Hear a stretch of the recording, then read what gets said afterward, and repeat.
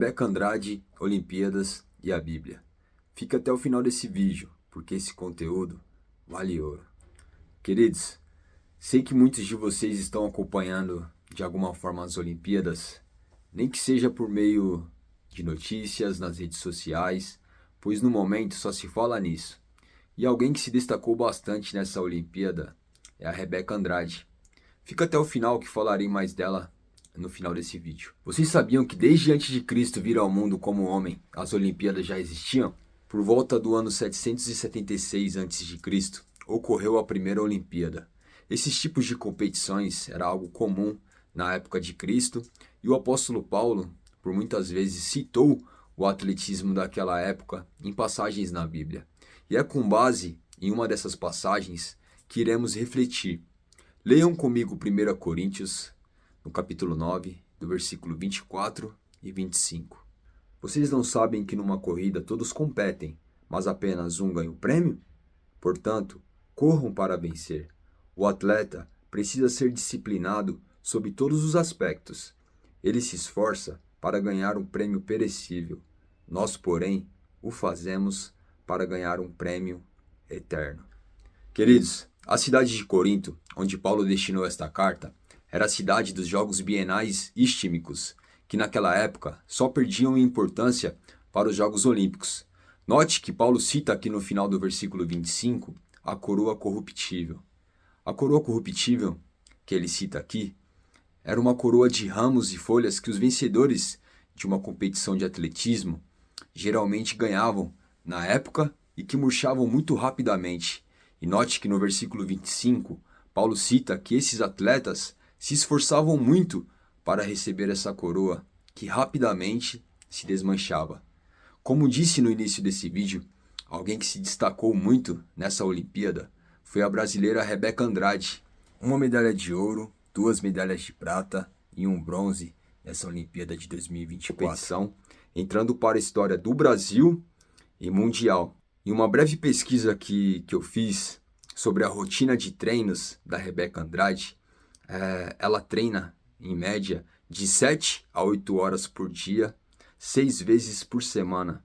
Fora a rotina de alimentação e cuidados que ela deve ter com corpo e mente e tudo mais. É uma vida realmente destinada ao esporte que ela pratica.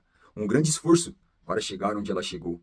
Mas reparem o que o apóstolo Paulo diz no início do versículo 25, querido, que o atleta precisa se esforçar em todos os aspectos e que ele se esforça para ganhar um prêmio que perece. Querido, a conquista da Rebeca Andrade e outros medalhistas olímpicos é algo que realmente trouxe alegria para os brasileiros, para os países que esses outros atletas representavam, e ficará na lembrança de muitos por muito tempo, ficará na história. Mas o que eu quero que reflitamos no final desse vídeo é o que o apóstolo Paulo diz no final do versículo 25, querido. Que os atletas que tanto se esforçavam naquela época e que ainda se esforçam até os dias de hoje, se esforçam por uma coroa perecível, por algo passageiro, e que nós devemos se esforçar ainda mais, querido, para recebermos uma coroa eterna. A coroa que Jesus dará aos que entregaram a vida a Ele. É interessante notar que já naquela época existia esse tipo de esporte, existiam competições onde os atletas se doavam tanto para ganhar o prêmio. Mas eu te faço uma pergunta, querido. Qual tem sido o seu propósito de vida? Qual coroa tem sido o alvo da sua vida? Vivemos a vida, muitas das vezes, correndo atrás de coisas que passarão, alegrias momentâneas, e às vezes nos esquecemos de quem deve ser o nosso verdadeiro alvo. Jesus, querido. E Paulo, ele fez isso.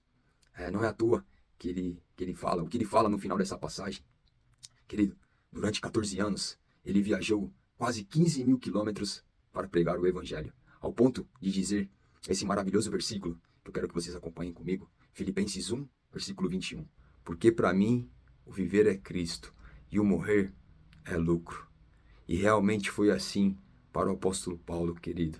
Após anos preso, pregando o evangelho, ele foi decapitado. Mas ele recebeu um prêmio de valor insondável. Não uma coroa corruptível, não uma medalha que mais para frente ficará na lembrança de muitos por muito tempo, mas no grande dia, querido, essa coroa irá se desmanchar.